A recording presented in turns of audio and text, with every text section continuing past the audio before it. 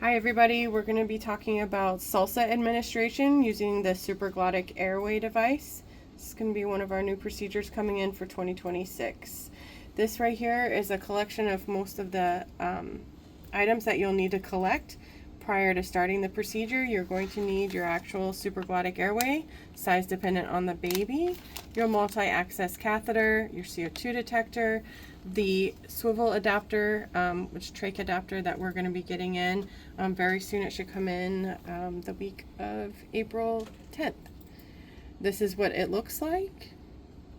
You'll need the syringe and needle to be able to drop the surfactant. And then you'll need the baby to have an OG tube in place. Unless you're in the delivery room, then you would just suction, deep suction prior to empty the stomach contents. Once you have all of that, you can actually put together the entire setup prior to entering it into the baby's mouth.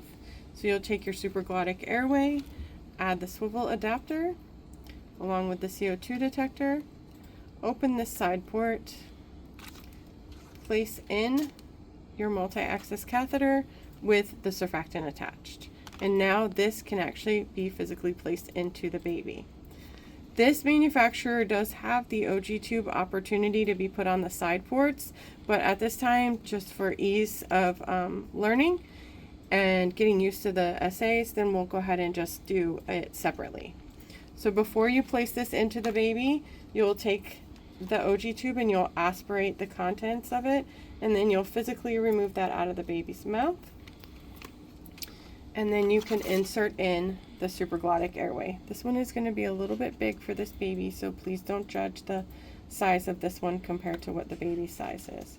But we're going to pretend that that's in perfect place. Then you can place your T-piece on or your neopip, depending on where you have it. Give the baby breaths, or you can look to see if the baby's doing any spontaneous breathing on its own, which it should be. And you can see the color change on the CO2 detector. Of note, you can keep the baby if it's in the unit and they're on CPAP or NAVA. You can keep them physically on their actual respiratory support during this entire procedure. Or if you're in the delivery room, then you wouldn't have it because you would be doing this and you'd most likely need to be bagging.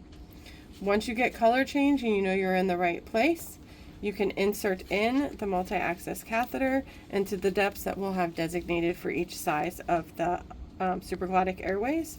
This one, because it's a size 0, should be down to the depth of 9. This will actually place it just into the opening of the supraglottic airway. And then you can actually give half of your surfactant. You're going to do this kind of slowly. They sometimes Brady with that. And bag if you need to, or if they're taking the spontaneous breaths, allow them. You will leave the catheter in place. You actually do not need to move the catheter. And you can give the rest of your surfactant. Again, providing breaths if needed. And then you may remove the catheter and remove the supraglottic airway. And you're all done with that. And then you'll replace the feeding tube and you'll aspirate the stomach contents again to determine if any of the surfactant was actually transmitted into the stomach instead of the lungs. And that is the procedure.